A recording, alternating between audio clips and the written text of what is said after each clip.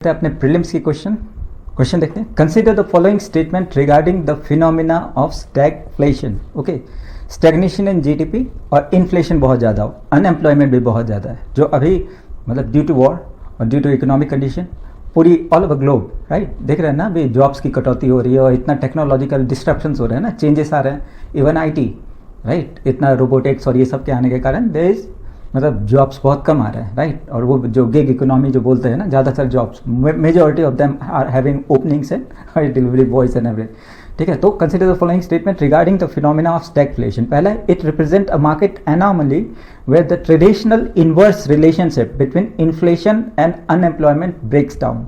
Okay, a leftward shift in aggregate supply curve leads to the, ये Philip curve की बात कर रही है, right, curve lead to the simultaneous increase in the price levels and the contraction in the economic output. Okay, conventional monetary expansion is often the most effective। नहीं, ये तो बिल्कुल गलत, क्योंकि अगर एक्सपेंशन, मान लो कि इंडिया की गरीबी खत्म करनी है और आरबीआई बोले कि सबके हाथ में पैसे दे दो, तो अगेन क्या होगा कि बहुत सारे पैसे देने से इन्फ्लेशन बढ़ती है, राइट। तो this could not be an option to eradicate poverty, right. तो कन्वेंशनल, तो मॉनिटरी एक्सपेंशन का मतलब वही होता है, राइट। तो थर्ड तो बिल्कुल गलत है। आपसे पूछा है how many of the above statement are correct, तो यार जाहिर है दो ही। Okay, stagflation is a unique economic condition where the low economic growth, इसी को स्टैग्नेशन बोलते हैं ना, को एग्जिस्ट विथ हाई इन्फ्लेशन, बहुत ज़्यादा महंगाई है, एंड हाई अनएम्प्लॉयमेंट जो है ना, जो अभी हो रहा है हमारे इंडिया में।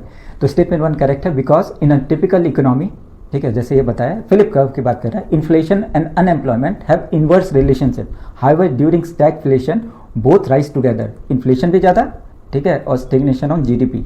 स्टेटमेंट टू करेक्ट है, as stagflation is primarily driven by negative supply shocks, like ये जो अपना अभी का एनर्जी क्राइसिस है ना, एक वॉर हुई और energy crisis, more than 30 to 40% of our oil है ना, ऑयल रिजर्व, गैस रिजर्व है ना, और गैस का मतलब अपने फर्टिलाइजर्स, राइट। तो हमारी एग्रीकल्चरल आउटपुट है ना, ऊपर से अल नीनो, तो अभी समझो कि सारी मुसीबत एक साथ। When the aggregate supply curve shift to the left, it result in higher price equilibrium and lower quantity of output, effectively causing cost push, inflation बढ़ता है, वाइल द इकोनॉमी श्रिंक, और इकोनॉमी सिकुड़ती है।